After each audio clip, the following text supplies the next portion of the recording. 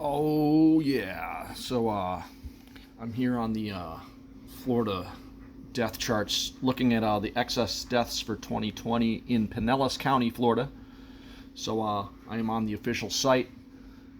It's all Pinellas, and what I'm looking at, first of all, the totals. So this is an average from 2011 all the way through 2019. I'm getting the averages and then I'm comparing them to 2020. And again, this is just rough averaging. It's not counting a rigorous statistical analysis. That would take an expert to do that. So, but we can get pretty good idea about what's going on. So, if you look at the 2011 through 2019, I averaged out that we can expect an average of 11,903 deaths based on a 10-year average. So, and then you can see for 2020, that's a considerable amount over the average, right?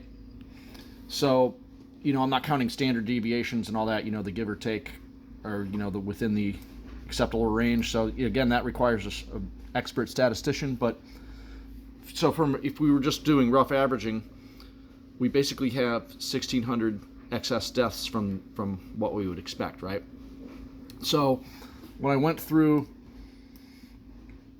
so they have infectious and parasitic diseases that had quite a bit from average. You can see the one that jumped out. Look at this. So normally we have 3 is the totals, and look at that, 768. That's a lot. And so they grouped that into the majority was in, I have to find it. Here it is. All other unspecified viral diseases, right? And then they have that U07.1. That's COVID-19, right? So here we go. We got that 768. That's what that's from. So when I averaged out all these low numbers in the diseases, we have overall, not the others, but when I did all the diseases together, I got 270. So we can expect an average of, that's from here, from this total, we can expect an average basically of 270. And we got it 1,033, so that's way off the charts, right? Parasitic diseases, right? So that gives us a 763 infectious and parasitic disease deaths that are in excess from what we would normally expect, right? So when we looked at remember we just looked at what was lumped in with all the other ones, COVID and all the other codes. We have 768, 763, so we could say there's 5 that are probably not the all others. So tomato, that's close enough. So we have 768 actual infectious and parasitic disease deaths. And then when we have the 1,600 an average, right, from the total, we minus that 68. Now we have, look at this, we have 832 excess deaths that are not COVID. So we have actually more non-COVID excess deaths than what we would say are the COVID deaths, including all the other ones, right? So that's right there. That's pretty an interesting thing to look into. And again, this is not conclusive. These are rough averages, so barring a statistical analysis from an expert.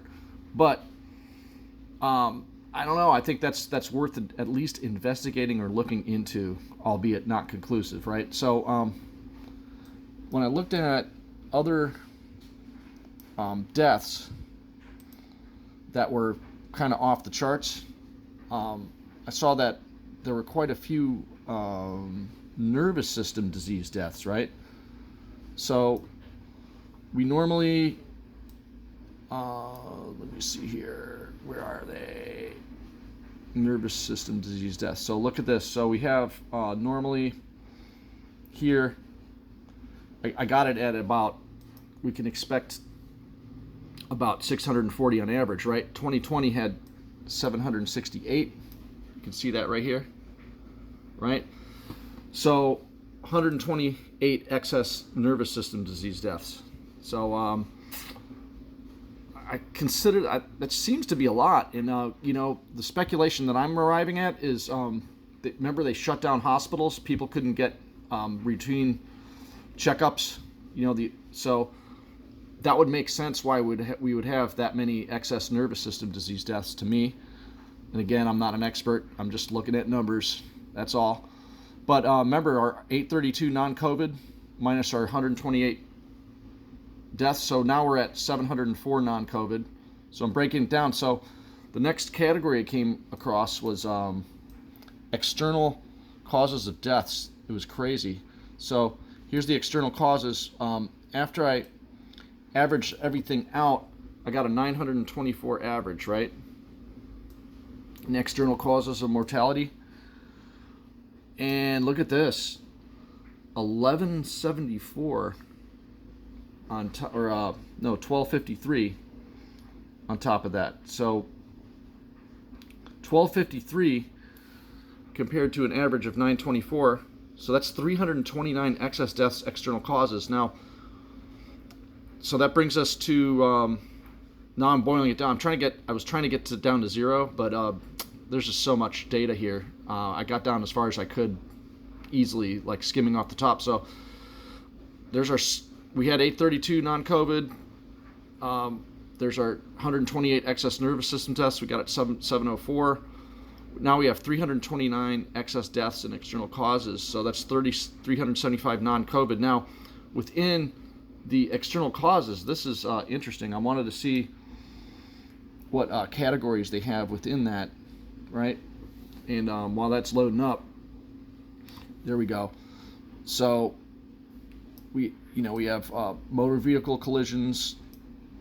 So the first one I came across that I thought was crazy, we have unintentional injuries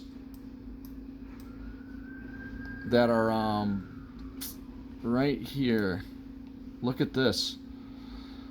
A same level fall, which is so we normally have, these are our averages. So an unintentional fall average for 10 years is 206. There's 309 in 2020. So that's 103 excess falls. Now again, remember this is within the non-COVID excess deaths, right? So we have 103 excess falls. So is that because of lockdowns? Like there's older people that fall? That happens a lot, right? And when they don't have their caretaker, they're out on their own. These 103 excess fall deaths is worth looking into, I believe, because that jumps out, right? Now this one makes a lot of sense. This is again within the external causes of mortality. I found, look at this, unintentional injury, poisoning, drugs, and biological substances. So this is crazy. So here's our averages, and then we had 451 in 2020, and so this one's huge.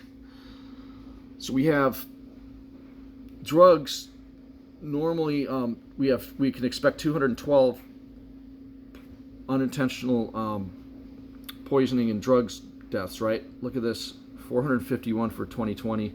That's 239 excess poisonings and drugs. Again, I believe this is a lockdown death stat because people are depressed. They were put out of work, told you don't have a right to make a living, whatever. They just took to drugs, right? 239. So again, that's all within the 329 excess that I got from external causes. So we had 375 non-COVID within that. Now this one was crazy. They have an unknown category that's never been used before until 2020. So look at this. We have unknown. Look at this. 2011 through okay, here we go. We got 168 unknown, and look at this. For 2021, we already have 537 unknown. That's insane. I don't know. It would take an expert to look into that, but so once we get that, I'm still trying to account for basically 207 non-COVID. And remember, that's non-COVID excess deaths. That's what I mean. So to sum it up, basically we could say there's 760 something that were COVID. If you want to not count the PCR tests that can render false positives, whatnot. But let's just say, for the sake of argument, there's 768 COVID deaths, but there's no denying that we have 832 excess not COVID. So we have more non-COVID excess deaths than actual COVID deaths. And those are probably lockdown deaths. People can't get care. People are depressed, taking drugs. Old people don't have their caretaker because the caretaker's locked down, and they fall. So we have excess falls, excess poisonings considerably, and then that unknown category. So that's just a rough average. Again, I'm not a stats expert. Take it with a grain of salt for now. But it would be great if a stats expert and somebody that's, I guess, some type of actuary could look into this. But that's what I got. Later.